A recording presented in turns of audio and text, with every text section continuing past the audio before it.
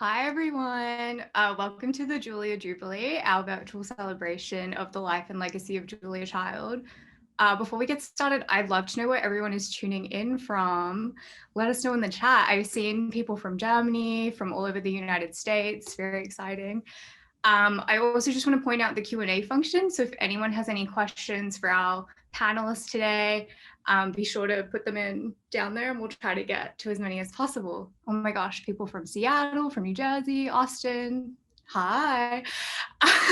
So welcome everyone. I'm Audrey Payne, Cherry Bomb's cookbook editor, and I'm very excited to welcome you all to today's talk about Judith Jones, the legendary editor who, among other things, championed Julia's Mastering the Art of French Cooking. It seemed almost impossible to have a conference about Julia Child without talking about Judith Jones. If you don't know who she is, don't worry, you definitely will by the end of today's panel. So before we get started, I'd like to thank our sponsors for helping to make today's event and all of our Julia Jubilee programming free. Thank you to our friends at Kerrygold, Le Creuset, Crate & Barrel, Whole Foods Market, San Pellegrino, and Co-Brand. We've got events every day until Thursday, so be sure to visit our website and check out the schedule there. You can RSVP, and everything that we have coming up is free to attend.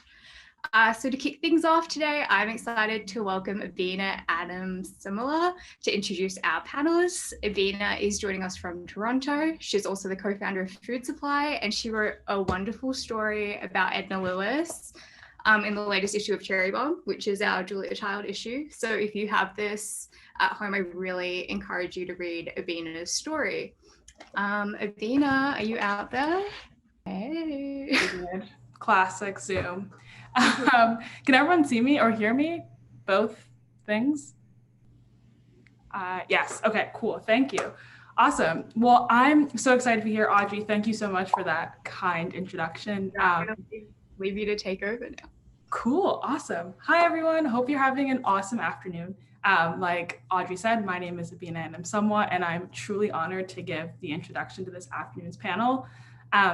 I'm not sure if this quote is anywhere, but I'm fully convinced that behind every successful cookbook author is a staunch editor supporting them through edits, words of affirmation, and helping getting their books out in the world. For Julia Child and many of the women on this panel this afternoon, that editor was Judith Jones. Born in New York City in 1924, Judith joined publishing house Knopf in 1957 as an assistant editor, working on translations of French writers' books for English-speaking audiences. She famously rescued the Diary of Anne Frank from the reject pile. Judith fell in love with food during her years living in Paris, and then upon her return to America, she was immensely frustrated to find a country obsessed with frozen foods and lackluster recipes. But that frustration melted away when she met Julia Child. The professional relationship began when Judith took on Mastering the Art of French Cooking after being rejected by another publishing house, and she worked tirelessly with Julia to make the classic that we've all come to know and love. Judith famously said that if we could do this for French cooking, for heaven's sake, let's start doing it for other cuisines. Her thoughtful approach to editing radically transformed American food writing, and she looked to her cookbook authors and experts who could guide her and the American public to new places through the lens of food and culture. You can see this through books that she's edited for culinary icons like Madhur Jaffrey, Irene Kuo, Jacques Pepin, and many more. Much like the name of this panel, every cooking enthusiast has a Judith connection, whether they know it or not. For me, mine began at 12 years old when I watched Julia and Julia in theaters with my mother after a few years obsessing over Child's cookbooks and reruns of The French Chef. To know that Julia worked with an editor who adored food as much as she does was truly a gift to our bellies and to our hearts. And today I'm so excited to be welcoming our four incredible panelists and their connection to Judith. Starting off with Emmy Award-winning host of Lydia's Kitchen, Lidia Bastianich, who is a celebrated chef and restaurateur specializing in Italian cuisine. Lidia has penned 15 cookbooks, including standouts like Mastering the Art of Italian Cuisine and Lydia's Family Table.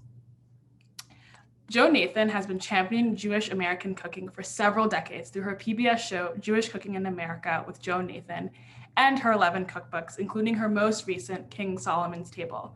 Joan is also a frequent contributor to the New York Times, and I can attest to how amazing her matzo ball soup recipe is. Egyptian-born, London-based Claudia Roden uses her cooking to introduce the world to new flavors. She's penned several books, including the book on Middle Eastern food. And I know this book is way older than me, but I personally love Picnics, her 1981 book on the complete guide to savoring meals al fresco. It's definitely one of my treasured thrift store finds. And the audience here today is going to be the first to know that Claudia will be coming out with a new book this fall called 10 Speed, called Claudia Roden's Mediterranean. I'm super excited to cook my way through that book. Thank you. Thank you. Nina Williams-Mbengue had a role that teenage Abena would have dreamed of. At just 12 years old, and as the daughter of Edna Lewis's sister Naomi, she typed the manuscript for A Taste of Country Cooking, Miss Edna Lewis's seminal cookbook based on her childhood. Nina is also on the board of the Edna Lewis Foundation and offers policy consultation on child welfare. I was so honored and privileged to interview Nina for my piece in the Cherry Bombe issue of Julia Child, which you should highly check out. And there's some amazing family photos of Edna Lewis and her family. And last but certainly not least, our moderator. Our moderator is writer, professor, and culinary historian, Sara B. Franklin.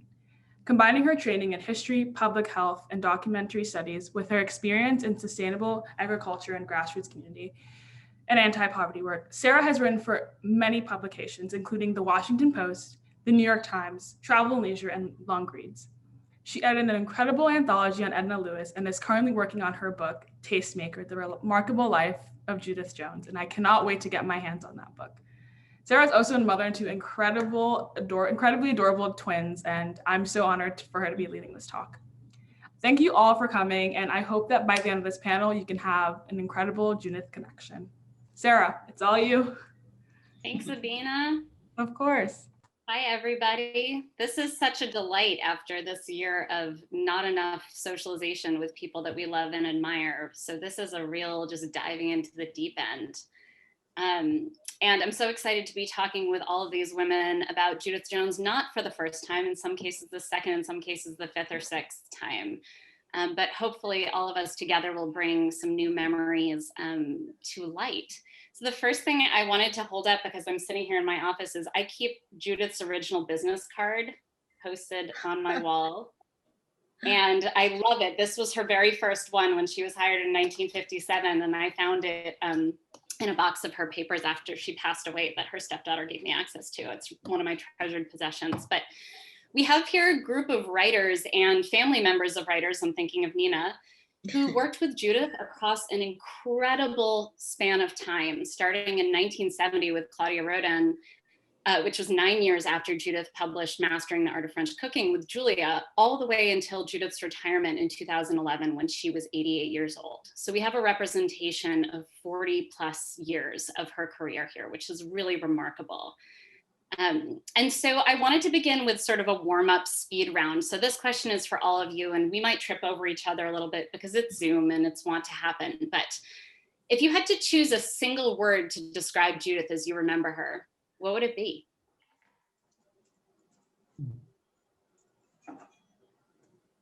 I would say charming is one. Tough is another. I would say extraordinary. A person that demanded out of you, but at the same time embraced you and gave you the strength to develop yourself. Absolutely. Yes. I would say patient, someone who just patiently worked with, like my Aunt Edna, to sort of bring these stories out of her childhood, and knowing that she would eventually, bring them out in the form that you see them in the taste. How about you, Claudia? For me, warm and caring, and really understood you, understood what you had to give, and really wanted to get the very best out of you. And she did it in a marvelous, brilliant way. Well, certainly more than one word for each of you for Judith. And now I'm imagining her with her green pen, just scratching out the excess verbiage right now, trying to make us all be concise. Okay, and so our second speed round question before we dig in deep is, and this is a tricky one, of course, because you all have a lot to choose from. If you had to think of a single best thing you ever ate with Judith, what would it be and where were you?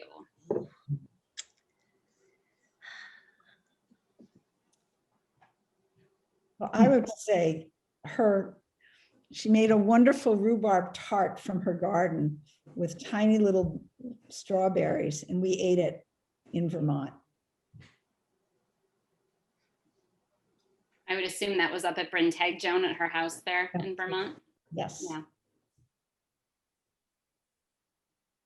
I would say in Italy, Judith and I took different trips. She became part of your life, and she wanted to live your books, your recipes with you. And we took a trip together to Italy. She wanted to know Italy. And she was, of course, amazed by the products. And particularly, and it's a soup that Joan, we were talking about, I made for her birthday, her 80-somewhat birthday at Lidia. She was how the Italians make the ricotta and how they use all of the byproducts of the ricotta, the whey in making soup. So I think, spring, early summer in Italy, down in Puglia, lots of those bitter greens with some whey and fresh ricotta, sheep's milk ricotta. I think that was a dish to be remembered. I certainly remember eating it with her because she was so enthralled and thrilled by it and the flavors and the simple products that make such a good soup. A beautiful memory. Claudia, what about you? Yes, well, I've got so many memories of eating with Judith that are memorable to me and very, very happy because we met, in New York. I stayed with her in her flat. I stayed with her in Vermont when she cooked. She stayed with me when we cooked together and we entertained. And I also ate a lot with her in Paris. I would meet her for a while. She went every year almost, and I have a studio there, and we would meet every time that she was there. We would go eating and walking and laughing. But so I've decided I'll just mention the first time I met her, which was 50 years ago, before any of you were born, maybe. But yes, Right. and she came to fetch me at the airport in New York. She took me to a hotel, then fetched me and took me to dinner with Jim Beard and her husband, Evan. And we went to an Italian restaurant and we had courgette blossoms stuffed with mozzarella. It was very simple, but it was the first time that I ate the courgette blossoms stuffed with mozzarella. So it remained with me. And Jim we were talking about, he did the launch of the book in his house. So we discussed the menu and a chef was going to cook it and it was Lebanese food. But so for me, it's a memorable event. It says so much about her that the first time she met you, she came to pick you up at the airport and brought you to eat, right? That sort of classic Judith intimacy and hospitality.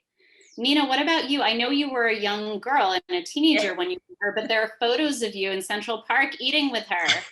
I was going to say, I remember that. I must have been about 14 or 15. I went on a picnic with Aunt Edna and Judith Jones. Aunt Edna cooked the food. I do not remember what we ate, but that it was delicious. I was completely awed. I was super, super painfully shy then. So I don't know what I was thinking, but I just remember thinking it was pretty wonderful. Central Park was beautiful, and to be with Aunt Edna at all and to be with Judith Jones, I understood that. I don't remember what we ate, but it was something Aunt Edna cooked, and I always remembered that we did that. Mm-hmm. And those photos are fabulous. Everyone just looks stunning in those photos. They're just incredible. Okay, so let's jump in a little bit because I think for a lot of this audience, they know all of you and they know the books you've helped to put out into the world, but they don't necessarily know a ton about Judith as a person and as an editor and the mark that she's left on the food world. And Claudia, I wanted to start with you because you were the first among this group to meet and work with her. And it was a different scenario. Your first book was published first in London, and then Judith acquired it for Knopf in 1970. And so I'm wondering, before you worked with her, did you know anything about her? Had you seen Mastering the Art of French Cooking? Were you aware of her connection to that book? What did you know about her in the world in those early days of sort of food coming into the mainstream? I didn't know anything. And because in England, yes, we didn't watch Julia. We didn't have the show, but I did know about Julia and I did know her book. But yes, Judith amazed me because even though at first the books that she took on from me were several which she didn't edit. But even though she didn't edit them, they were edited in England. She still, when she did the American edition, she confronted me about certain dishes. You know, she says, why is the patata brava so many? No, only 4 ingredients or 4 ingredients. And she said, you know, this book, in the Spanish book that I've just done, this book of pasta, of tapas, it's got 10, 15 ingredients, all these spices.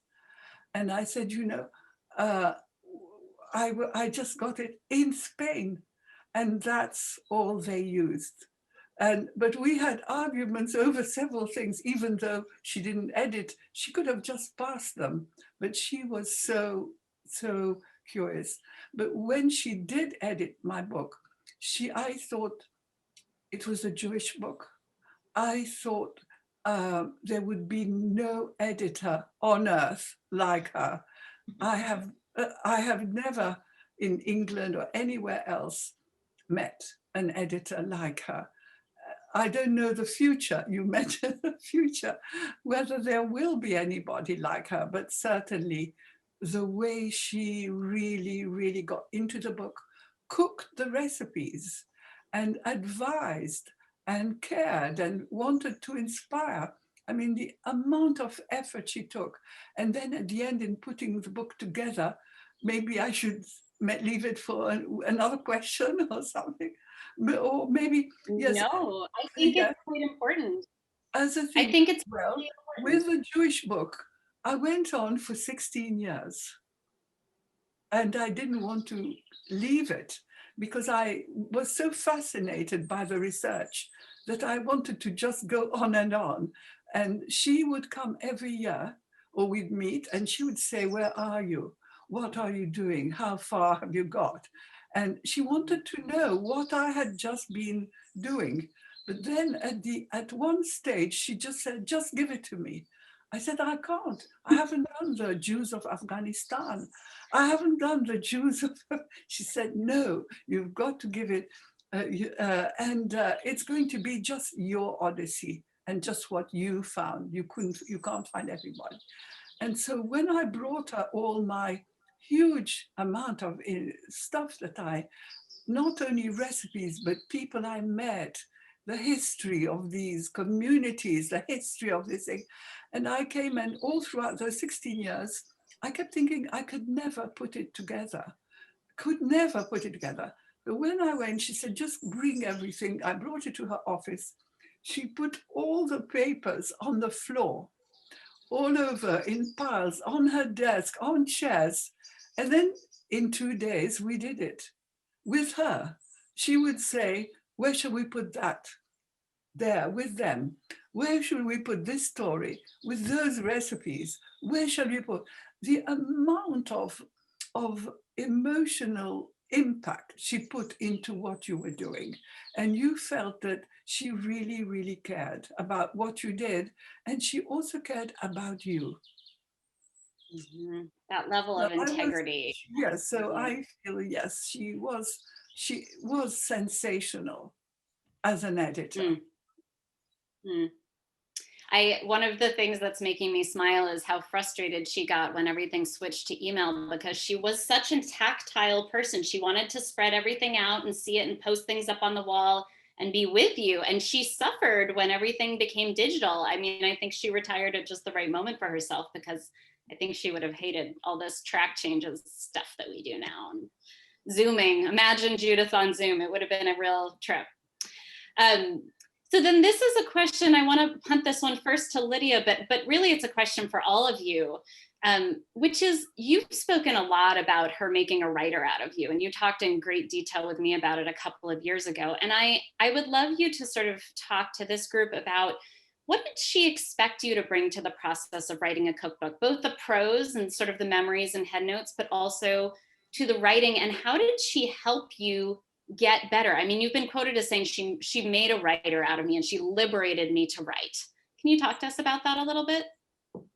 Yes, English for me is a second language, and I was a chef. That's what I love doing, and of course recipes, but I did not consider myself certainly a writer. And therefore, in writing and putting down, the recipes, yes, and I had stories to tell about those recipes, real stories, involvement, and things that I wanted the reader to take for their own, so that they could make this recipe. But it was a question of how to put all of that together. And of course, here I have Judith Jones in front of me, and initially I was intimidated. I really was. So I would write, and I would think, and I would erase and rewrite. I would wanted to give her almost an edited book, because I didn't want her to. And she said, Lidia, she knew the pain that I was going through that. She grabbed me once by my shoulder. She says, Lidia, you just put down everything that comes to your mind. The cleaning up is up to me. Just give me all the ingredients, give me all your thoughts and whatever.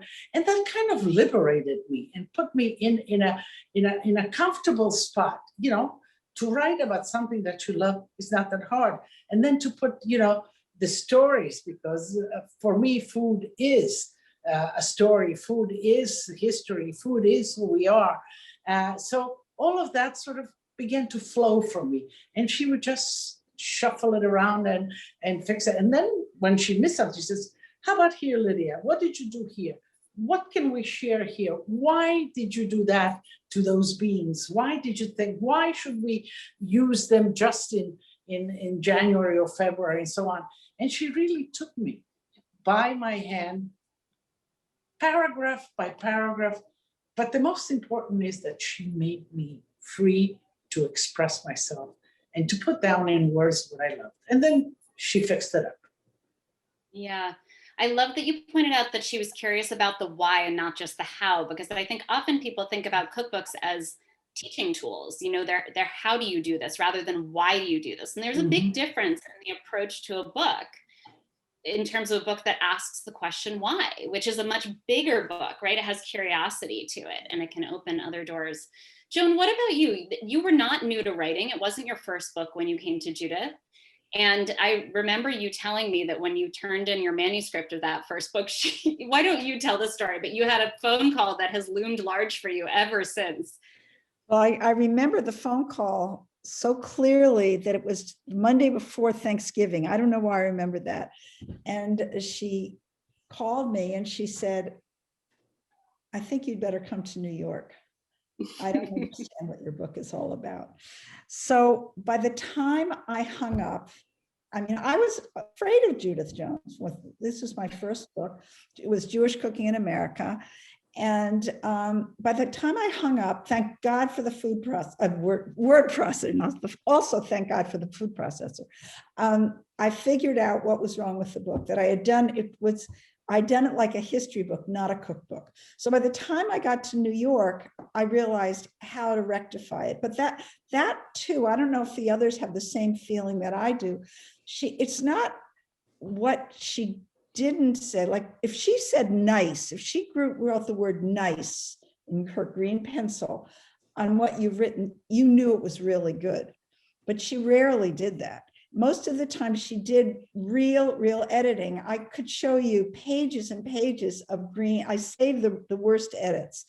And what was so good about her is that, and she was so smart that way. They said she picked people to work with that she knew had something to say. Edna Lewis, Lidia, Claudia,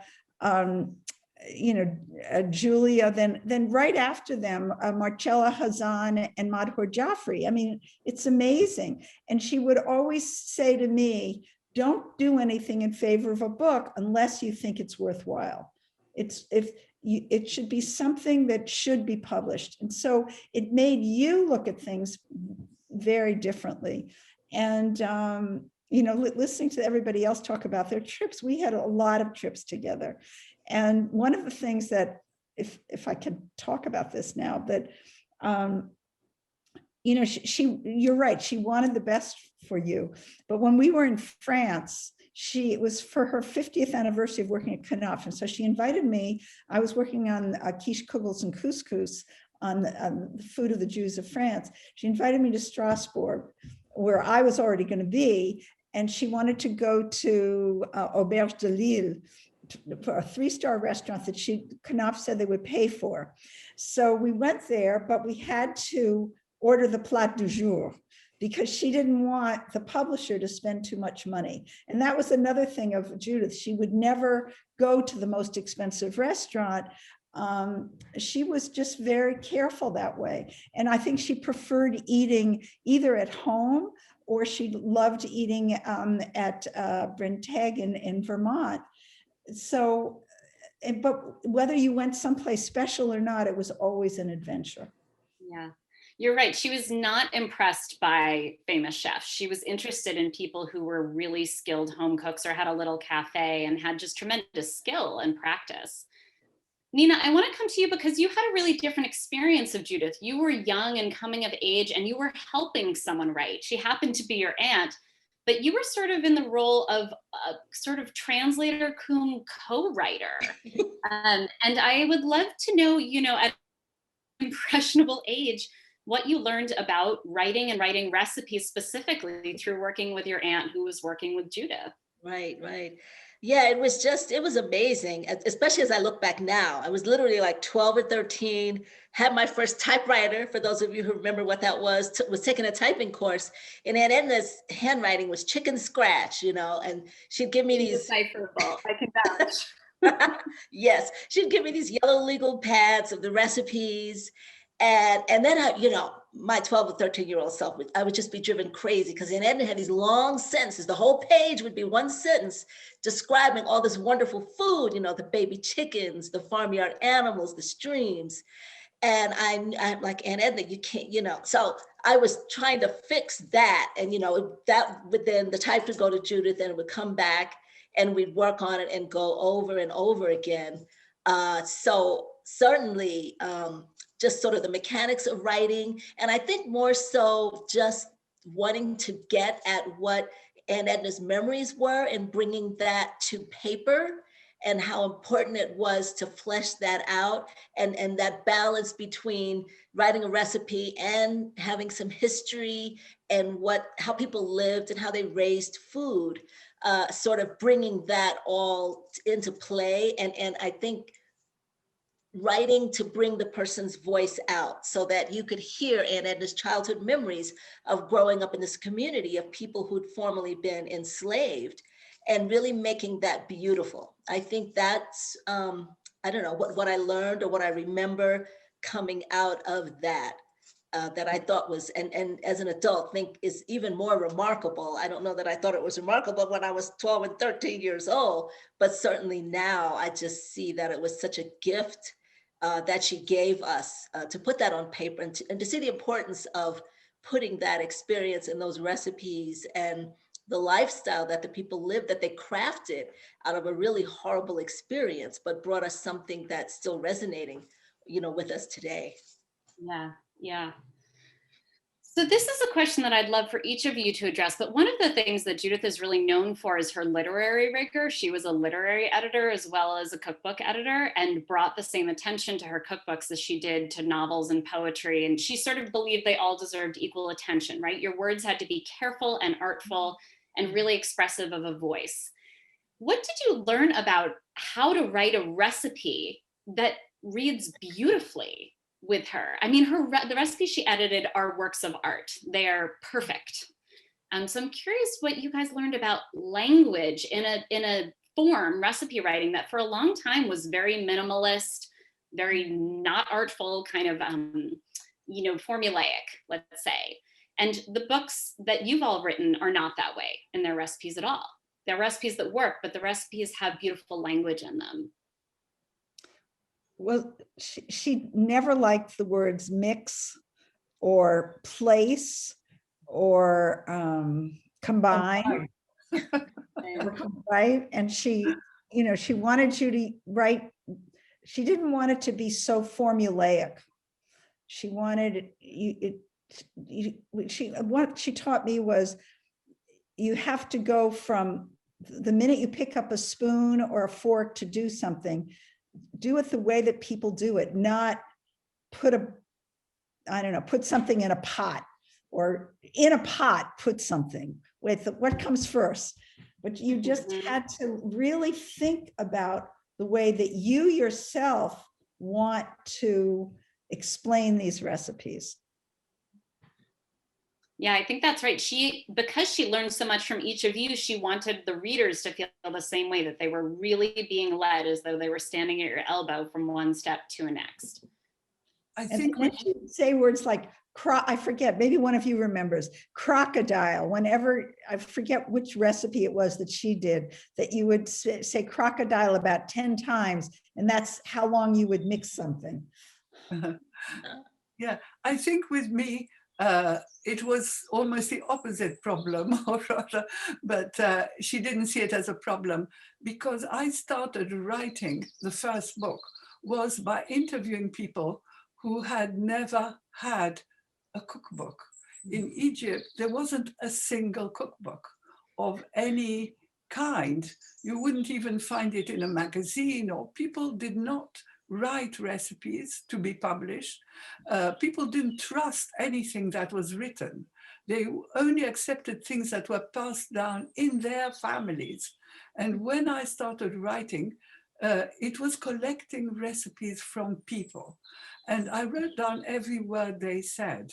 Sometimes it was a bit ridiculous, like, you know, you rub the almonds in your hands once you've roasted them, and you go to the window or to outside the door and blow, you know, to get rid of the skins. If you said that now, people would think you're mad. But I think it's beautiful. But Judith, you know, I kept thinking Judith would, but because she had taken the book already, but she was glad, and she kept telling me she really didn't like the formulaic way that it had become in America. And she said, actually, it's your voice. It's as though you're talking from your heart or from your mind, from your experience, the way you do that, people will really feel you're there beside them. And they'll know. So I did feel very much she had this thing, you tell it how you do it. Yeah. Well, Nina, how about you? Because you had, oh, I'm sorry, Lydia, I didn't mean to interrupt. Go ahead. no, go ahead, Nina, go ahead. I was just going to say there's an interesting thing there, because your aunt was translating recipes that were cooked on wood stoves for the most part into contemporary home kitchens. So there was a lot of tinkering and experimenting that had to go on to try to replicate those tastes. What was that like in terms of trying to get it on paper? Right. Oh my God. I remember when Claudia, when you were talking about some of the things that you were taking from people and trying to put it on paper. That would have been Aunt Edna's case, remembering from her grandmother and grandfather who lived into their 90s. They were not literate, and they weren't reading cookbooks. They certainly weren't used to writing things down. And Aunt Edna would talk about measuring things in the palm of her hand or on a fingertip or something like that. That's the way they cook. They cook from memory and passing down, one to the next.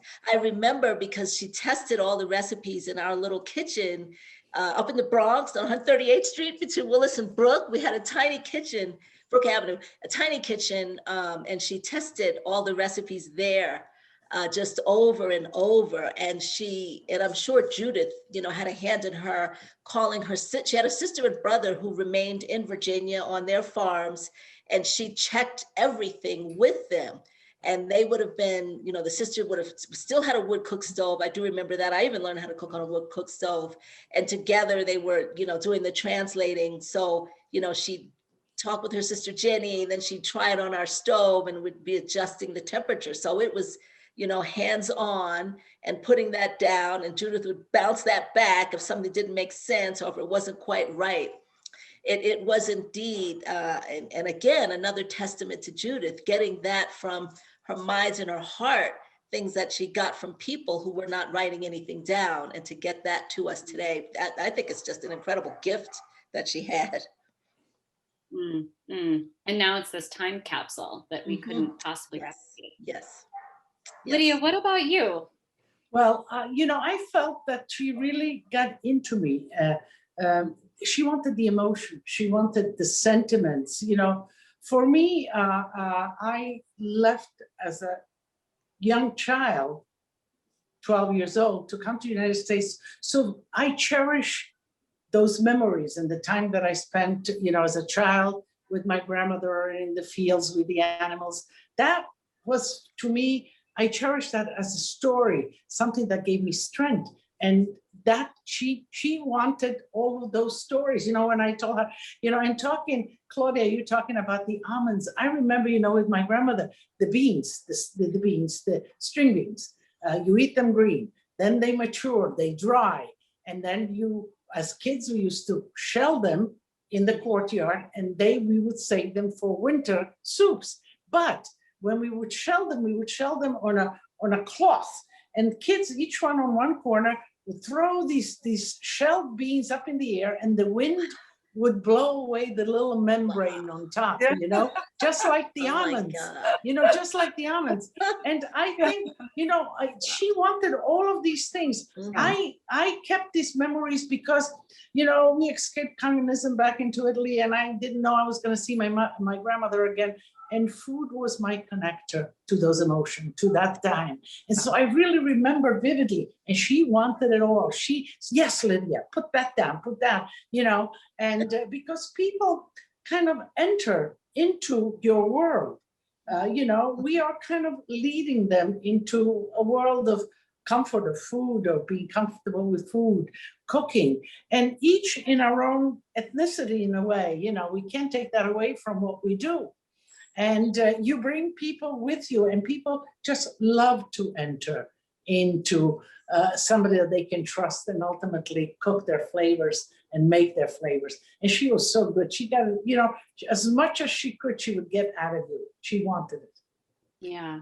Now Lidia, that I can see you all, I just think one of the great things about Judith is that she cared about you, but she also, in my case, wanted to meet her other authors. And this created also a friendship. And I remember going to a lunch at Lydia's. Yes. Together Yes. with Lydia's. And it was memorable. I always remember. But I also remember being with Edna a few times, with Judith. And I've got several photographs that Judith took of Edna and me at the market.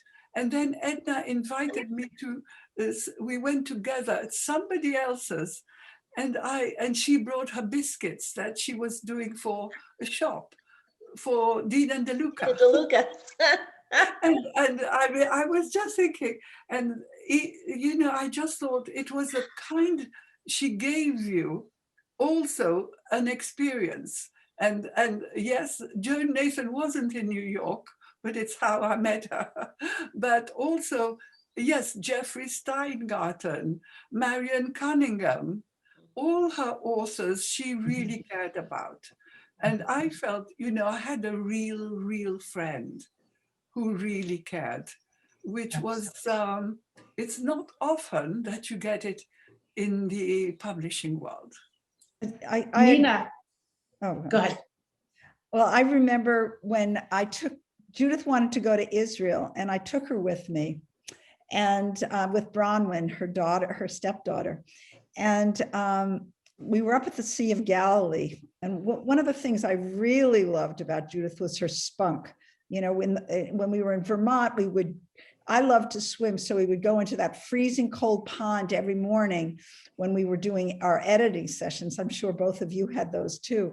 And then we would take these walks, and she was game for anything. So when we were in Israel, there were two things that happened at the Sea of Galilee.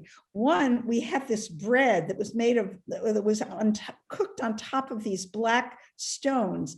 And it was one of those bread, what is it, plungers, Claudia, whatever they're called. But anyway, it was like a long rod that you put the bread in the oven on. So Judith insisted that she get some of these black flat stones. And they said, well, you have to go into the Sea of Galilee to collect the stones. So she said, I must bring them back. So we went to the Sea of Galilee, we collected the stones. And then she said, I've got to have one of these paddles. So we got a paddle, two paddles, one for her and one for me. And of course, it was very hard bringing them back on the planes, but we got them. And the other time was, she also wanted to go to see a field like that she thought that Jesus might have gone on. So this was before the first Intifada in Israel in 1990. And the three of us took a cab to Bethlehem because we knew that this was a field in Bethlehem that I had never seen before. We went there, we came back, and of course it was very dangerous at that time to go there. And, Judith just sort of tossed it off. She didn't care.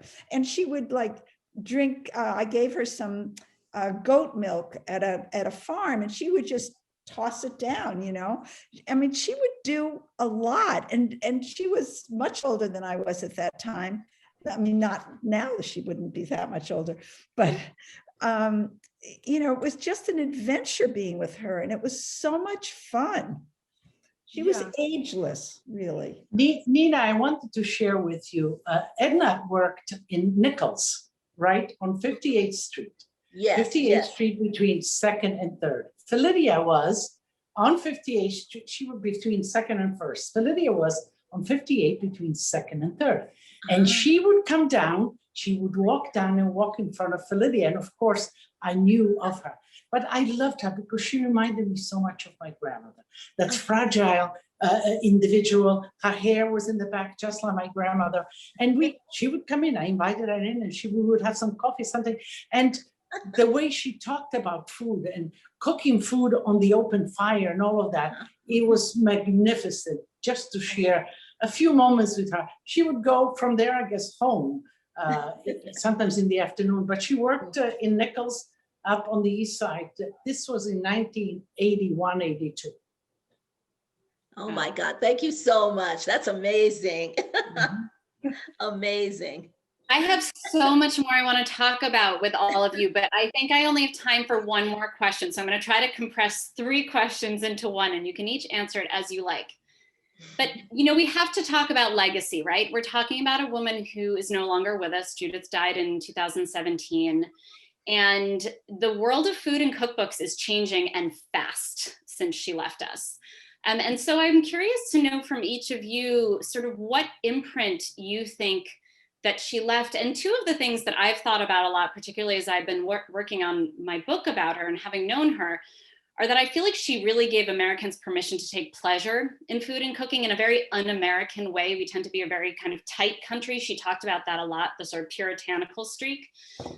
But also that she was really out in front of identity politics and finding ways for people to tell stories of their particular experience, whether it be from a different race, from a different religious group, from a different socioeconomic group, rural versus urban.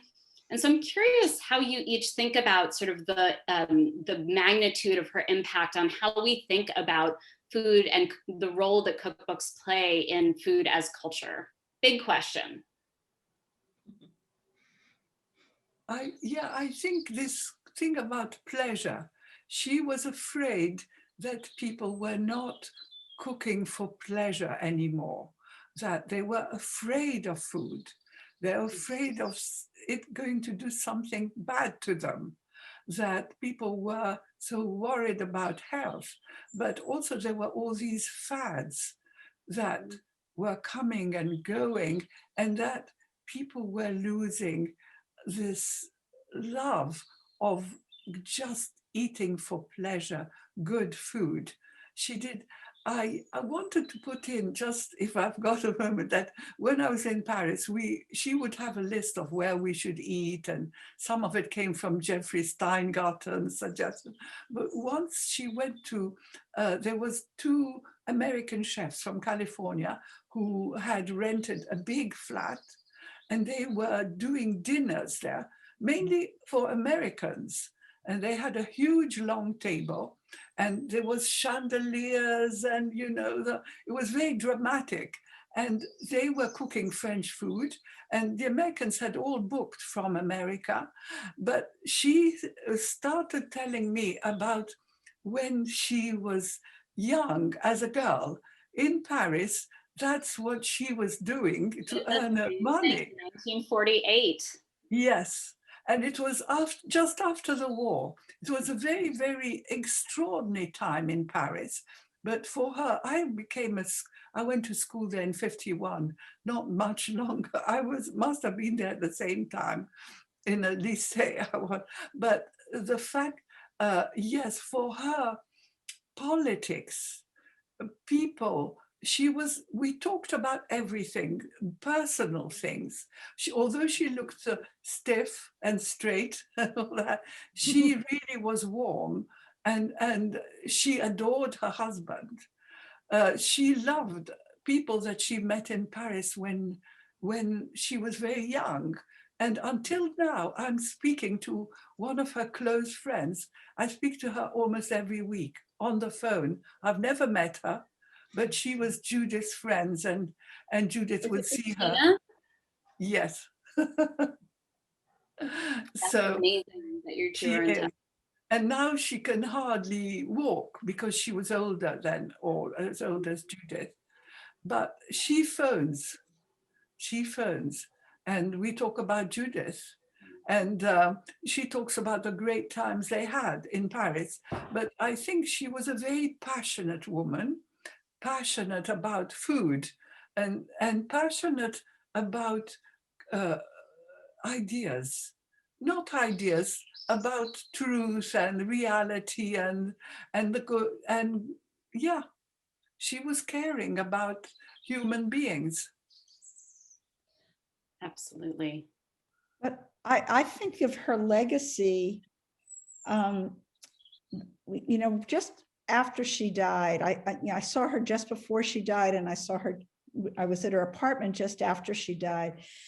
And I saw all those books, not just cookbooks, all the books by authors that she had shepherded through their careers. And I realized that each of them, in a sense, was one of her children.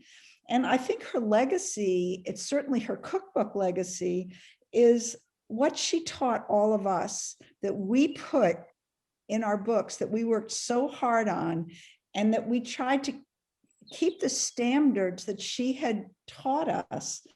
And through our books that have spawned all these next generation of cookbooks, I'm sure the legacy will just continue through generations, because this, Claudia, Lidia, Madhur, all of these people have great books. Edna, and look at this whole generation, especially Edna right now, are looking to her. And I think that's the most important thing that she did, and I think she realized it. Yeah. I think that she really has a very special place in American cooking, the opening of America. Americans are feeling comfortable with themselves, with cooking, with enjoying food. As in America, sometimes, I always felt, because coming from a culture that cooking is at the basis of who we are, what we do, eating, the table. I mean, that's Italian. Everybody gets involved. I found, initially that maybe food in America was almost maligned. It was the thing that caused, all the sicknesses, she slowly turned that around with all of us. And what she realized also is that America is made of all these different ethnicities. And she picked us all one by one for each to sort of make the road into this wonderful America, this sort of multiple culture, great nation for us to bring in. And I think that, now people, they write to me, I'm sure they write to all of you, Lydia, now I can cook. I feel comfortable. I'm comfortable. And that's not Lydia, that's Judith and all of the great writers in her wake, sort of, that we continue. And there's certainly other ones, but I think starting with Julia, she started on TV and opened that window, but Judith opened the literary window, the window of books, and really making them accessible and really making them true. Absolutely. Nina? Sure, yeah. I really think through Judith and the Taste of Country Cooking, working with Aunt Edna and bringing her childhood memories, I think that Judith knew that this was something special. That's something that I don't think that people expected of Black people, a beauty and a dignity that went beyond, what we know as fried chicken and greens, what we think of as Southern food. And it wasn't just about refinement of Southern cooking, it was that too, but I think of the thought process of a people that had formerly been enslaved, but were able to come out and form their community, build a society. They were people that were uneducated, and especially in the case of Aunt Edna, they were not classically trained, in the culinary arts or anything like that. I think this says something pretty special about Judith, that she trusted Aunt Edna, with this voice. Aunt Edna, again, had no classical culinary training. She had very little formal education, but she really trusted her to go with this, to pass this voice on, the voice of the people of Freetown that Aunt Edna was writing about.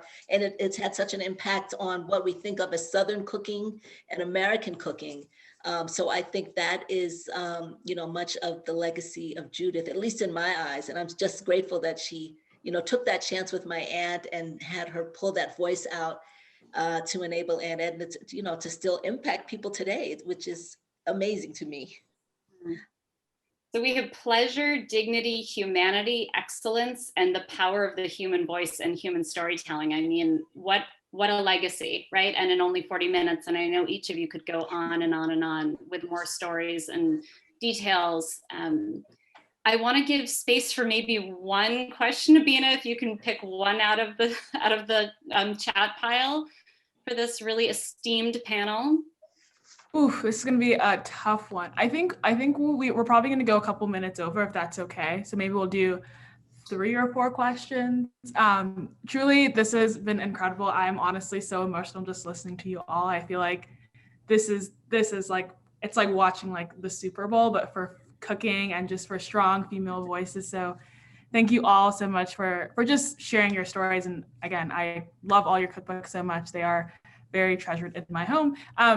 We'll start off the first question going to, let's see, there's so many amazing questions in here.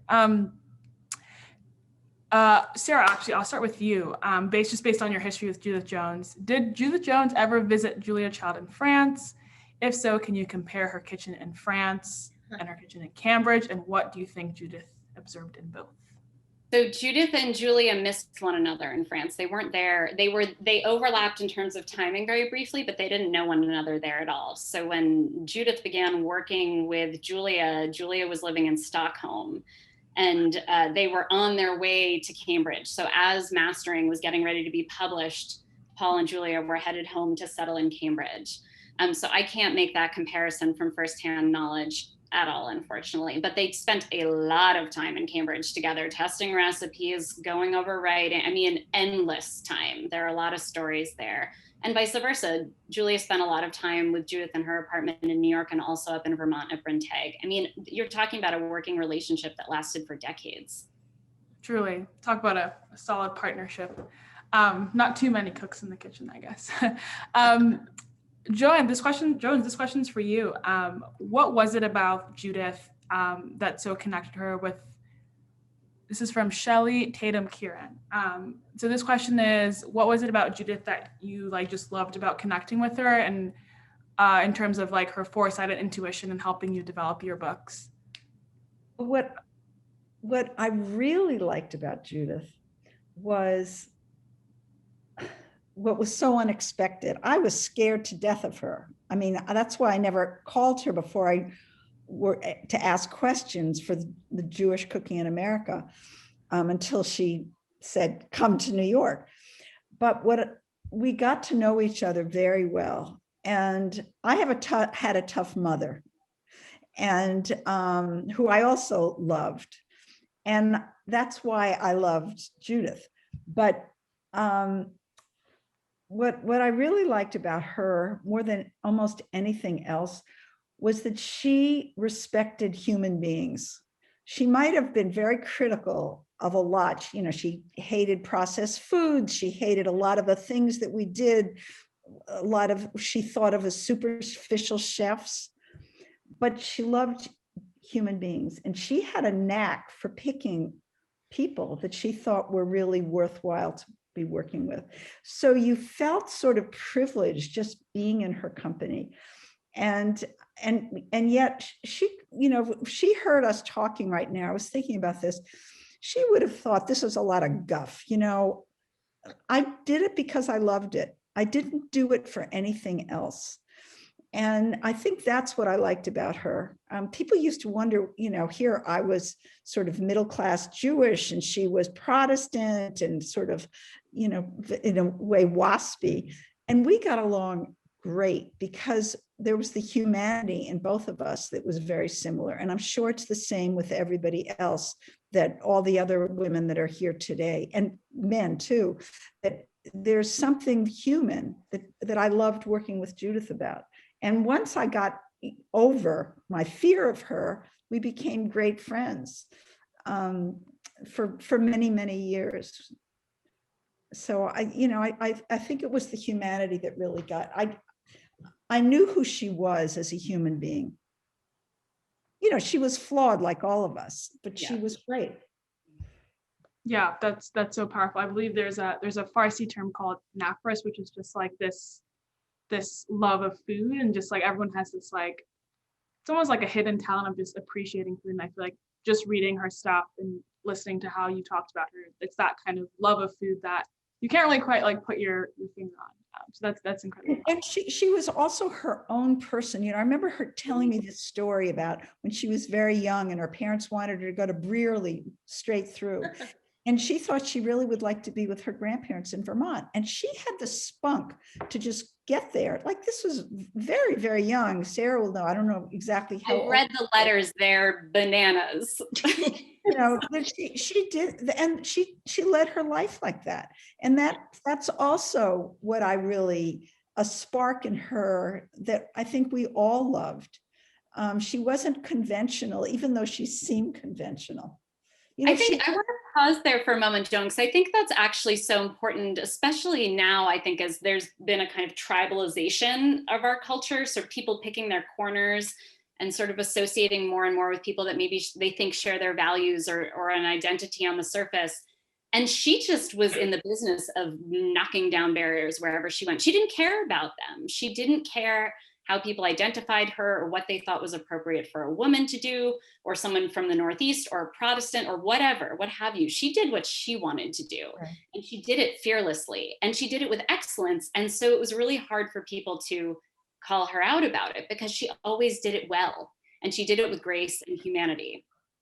And that really goes back to the beginning of what you were saying, because Doubleday published, she was working for Doubleday in Paris when she dipped into on the table, her editor went off for lunch and said, look at whatever you want to look at. And he had tossed the Diary of Anne Frank into a basket, and she picked it out and she read it and said, this has to be, the American people have to look at this. And the editor came back and said, oh, that girl. It was like, why did we want to do this? And then he took credit for it.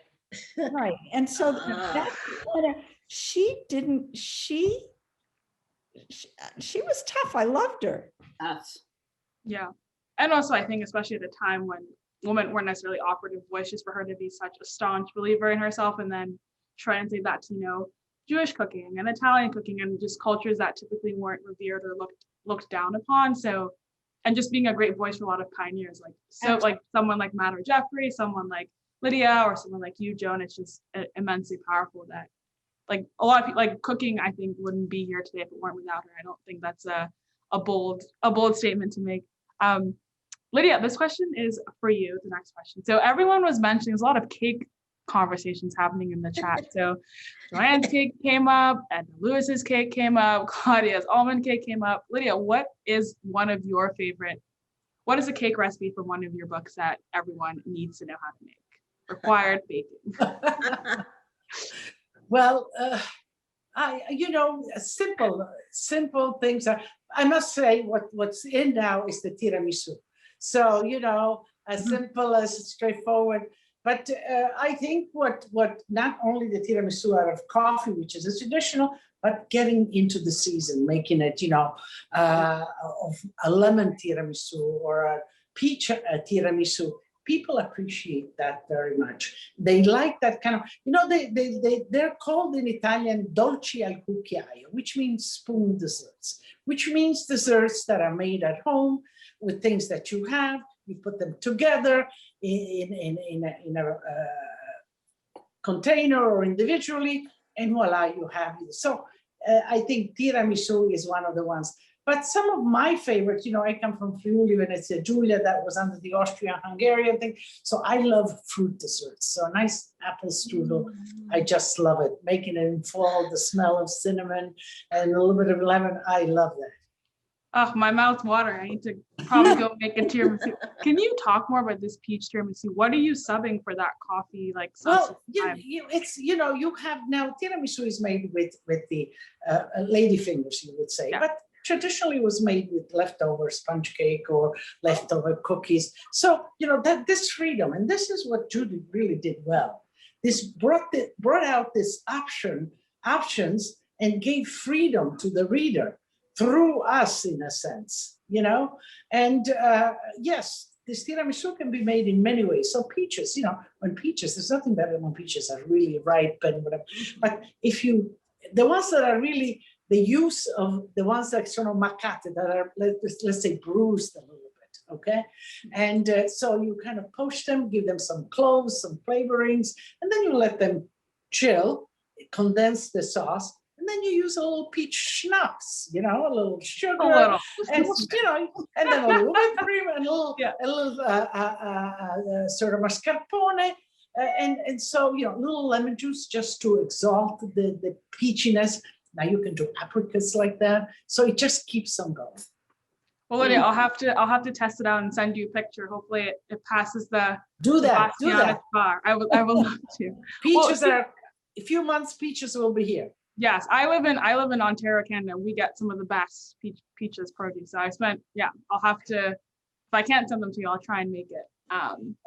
Awesome. Well, speaking of sustainable food, we know Edna was one of the biggest pioneers when it came to slow cooking. She inspired so many people, including Alice Waters. If you read The Taste of Country Cooking, Alice Waters has a great forward in there. So a question I had for you was I had a question here, but it's gone. Yeah. Someone asked, Joanne Brown asked a question on, can you, it's interesting. So I think someone was talking about like fast food and how food is changing. Like, can you sort of talk about, how do you feel about the current state of just like fast food and like with people like, and Edna and Joan and Claudia and Lucia, who were just such good advocates of great home cooking without the processed food or the processed items. And I think, Judith kind of did not like processed foods, as you can tell. She was immensely frustrated and wanted to emulate like home cooking back into foods. Like, based on where we're at now, based on when you were editing the book with Judith, what are your thoughts on that? Oh boy, well, it's so funny because I hear Aunt Edna echoing Judith Jones with the fast food and processed food, and I hear echoing in my head, probably if she knew I had a microwave, she'd have a fit.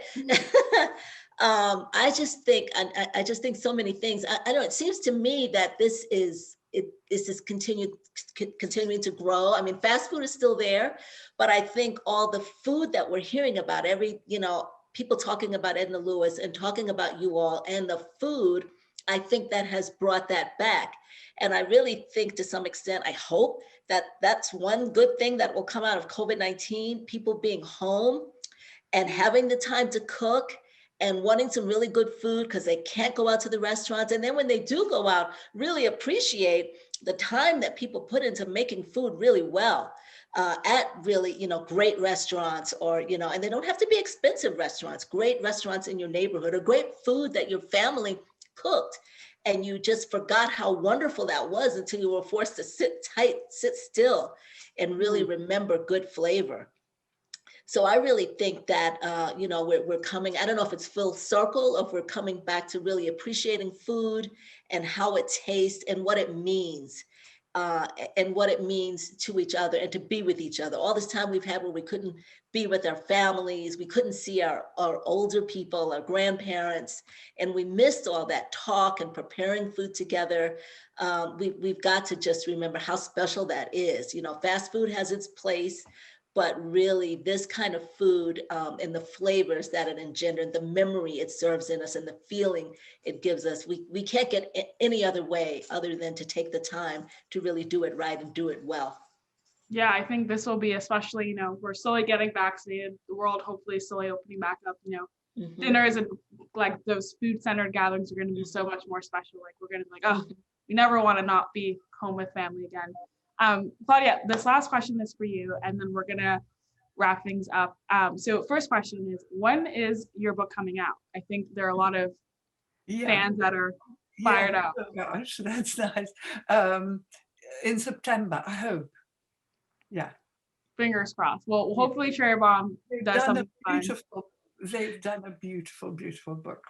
Oh, I'm so excited. But what they did, they're happy with what I did. It's good. It's sort of wonderful. I love that. And then just a follow-up question for you.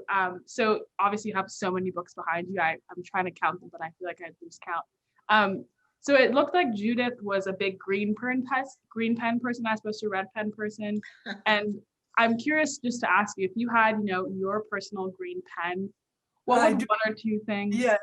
I do have her green pen and all that, but not that much, not that much. I never thought of myself as a writer because I just wanted to say what I had to say. I was desperate to say, but in the early days and until most of my life, I was really recording reality, how people cooked at home, the regional cooking, the home cooking, and what they did. I wasn't trying to do my own thing. I wasn't trying to invent. I mean, now I feel freer. Everybody's made me feel free to do things the way I want to. But all of my books, and with Judith, this is what I did, to actually tradition, which I thought might be lost. Because yes, if we don't record it, it will be. And I think what a lot of the chefs and food writers now I see who tell me that they use my books as their primary source. They use the book as a primary source and they can go and do their own thing. They can do their own take, but they want to know, how was it? And for me, that was my role. And now I think my role for my last book was to give pleasure. And in any way. And it was really for many years, for 5 years, I thought at my age, what I love most is having people to eat at my house. My friends, I have several friends, or people relatives who come from abroad, but I cooked constantly. I live alone, so that was very important for me. And also I love writing about food. So I had to do both. And for 5 years, I was just testing recipes that I remembered from all my travels that gave me joy. And then I tried them and everybody was able to give me their views. And for me, this thing of finding which of the great the recipes that gave the most pleasure, but they had to be easy because I cook on my own. I haven't got a helper or an assistant, so it had to be easy. Yeah. Well, if you ever need a sous chef, I'm more than happy to fly you. I do actually. Post pandemic. Well, awesome. Well, thank you all so much for spending the hour with us. Truly, I think this is an event and an hour that I will probably cherish forever. And Sara, thank you for just such amazing questions and just, yeah, truly an awesome afternoon. I want this every day, but unfortunately. I was gonna echo what Abena said. Lidia, Joan, Claudia, Nina, thank you so much for sharing all your Judith Jones stories with us.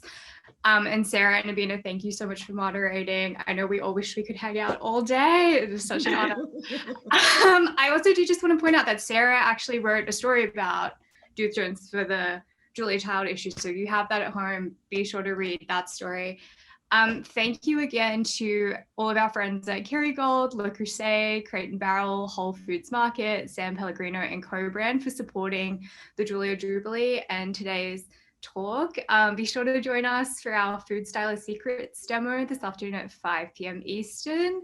Thank you so much. You can visit our website for the schedule and RSVP. All right. Everybody, be safe, take care. Bye. Bye.